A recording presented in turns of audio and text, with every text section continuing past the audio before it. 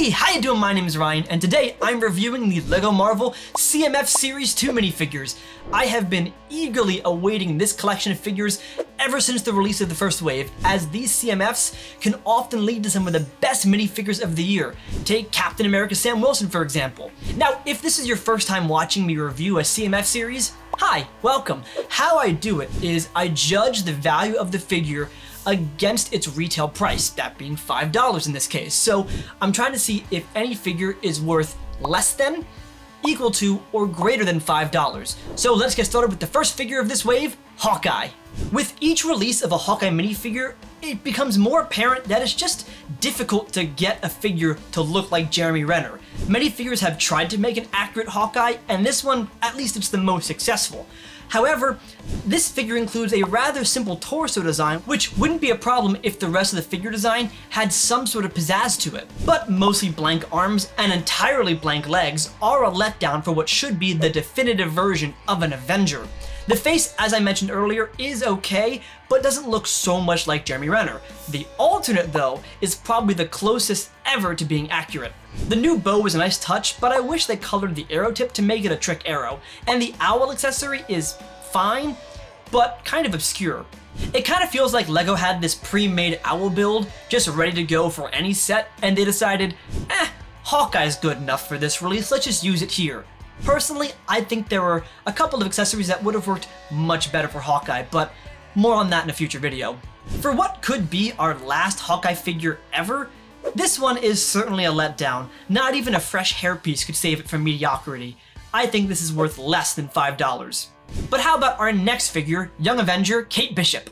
Kate is much better compared to Clint. Not only is the face much more accurate to the character, not only is the torso print far more eye-catching design-wise, but the slightly different color arms provide some extra contrast. There's arm printing on one arm for her guard, there's leg printing on the front and the side, and the accessories feel more relevant to the character. Lucky looks fantastic, and the pizza box is a nice touch. I don't even mind the older bow design because this figure can at least stand on its own.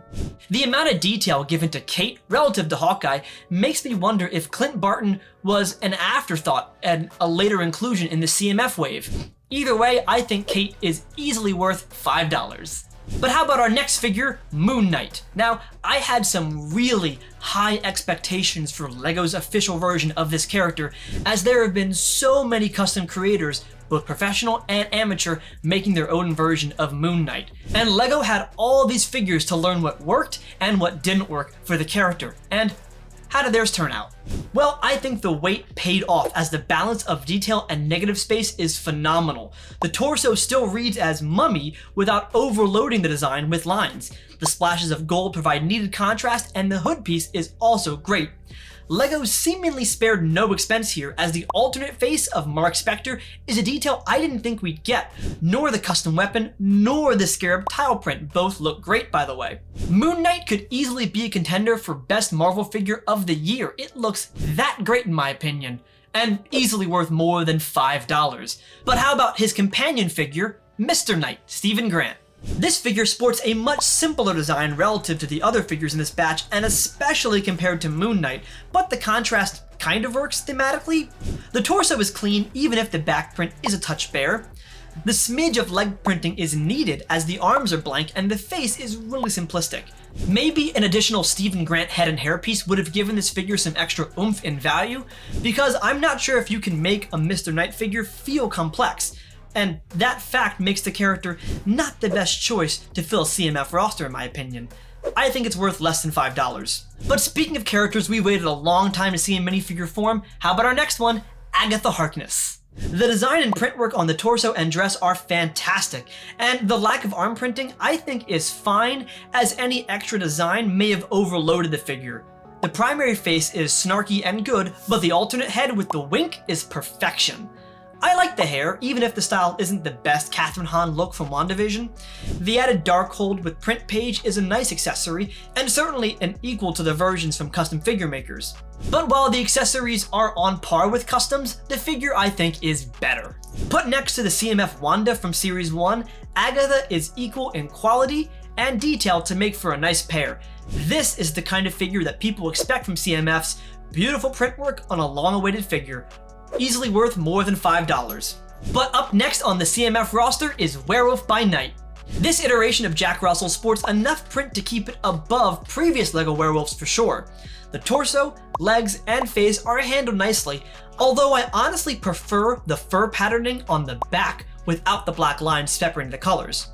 The arms are covered in print almost to the point where I wonder if LEGO considered just using brown arms. But the tan and brown duo works in my opinion, as I think it gives off the impression of fur on top of skin. I'm surprised LEGO didn't use the fawn legs found on Lupin from Harry Potter. Those legs give off much more of an animal vibe, but it also might have limited the print work ability. So I understand why LEGO may have opted for regular human legs. Plus, there is enough new in this figure with the brand new hairpiece that I think looks great. However, side question, did anyone else expect this figure to be in black and white to match the special? I kinda did, but I don't mind the tan and brown. It looks fine, color-wise at least. I think this figure is worth $5. But how about our next character, Goliath from What If Season 2? This is the second time we've had a LEGO minifigure of a What If character appear long before their episode even happened, which is kind of odd that it happened twice. And I think that fact kind of hurts my ability to grade this figure, but I'll try. The design is incredibly complex, but well balanced. There's print darn near everywhere on this figure with leg printing front and side, arm printing, complicated helmet printing, but if you take away the Ant-Man helmet, the figure kinda just feels like a generic sci-fi figure. The lack of PIM design on the torso is very noticeable. However, this figure could be entirely accurate to his appearance on What If, and I just wouldn't know yet. The face print is going to be very useful for custom creators, and I could see myself using it as a base design for a Secret Invasion Nick Fury. The helmet mold is the usual Ant-Man design, which I've always kind of preferred the original Ant-Man helmet, even though it's not the most accurate to the film version of the character. I just think it looks better. The Ant-Man statuette I think is a new print, but it's so similar to previous iterations, I'm not sure it matters outside of bragging rights of owning every Ant-Man statuette figure, which I do have. Tough to really grade this figure as a character, so I just have to grade it as a figure, and it's well done in that regard, making it worth $5. Up next is a figure well overdue for an upgrade, SheHulk. The lime green skin tone I think is perfect compared to the, let's call it Shrek green, some custom makers were using. The brighter colors provide much needed contrast in the suit, and the leg printing is a standout here with shorts, skin, and shoes. Add to that great dual molded arms and printing on the arms for a nice touch. The face is a touch plain, and I wish LEGO gave Jennifer some stronger, more comedic expressions. The repeat hair from the previous She-Hulk is fine, even if her look in the show is a bit less wild. The accessories are really fun too, with the Abomination case file and the Wong phone call. Overall, this is a great upgrade from the previous She-Hulk and well above what custom creators were making around the time of the show. I think this figure is worth way more than $5 and includes some of the best leg printing I've ever seen. But how about first-time character minifigure Echo? How does she stack up? I think rather well in the fact that I love when LEGO can weave culture into their designs. The Native American coloring, patterning, and costuming are incredible here. The torso is a standout, but the dual molded printed arms are fantastic as well. Even Maya's braid has printing on it, which is a beautiful touch. The new prosthetic leg mold is wonderful, and the added printing on it puts this figure on a whole new level. In fact, it makes me wonder why we didn't get fawn legs for Werewolf by Night if LEGO wasn't afraid to put out a new leg piece with printing on it. Kind of odd there, but not as odd as Echo's accessory, which just kind of feels nondescript and unimportant. But I think it does not detract from the value of this figure, which in my opinion is more than $5. We have 3 more figures left, and all of them are based on the upcoming XMen 97 animated series for Disney+. Again, kind of weird we're getting so many figures way before they actually appear on their respective shows. This could be due to a lot of factors like the actor strike, the writer strike, the schedule shift up, or it could be due to the fact that LEGO gets concept art for these characters way in advance so they have enough time to make toys for the show's release. But either way, I'm hoping these mutant figures are really good, and up first is Wolverine. This is the definitive comic Wolverine minifigure. All the printing looks fantastic. The extra line work on the torso is tasteful, the arm hair printing is wonderful, though I wish LEGO opted for dual molded arms and not just blue printing. The alternate face of Logan without the mask is perfect and even looks a touch like Hugh Jackman, oddly enough.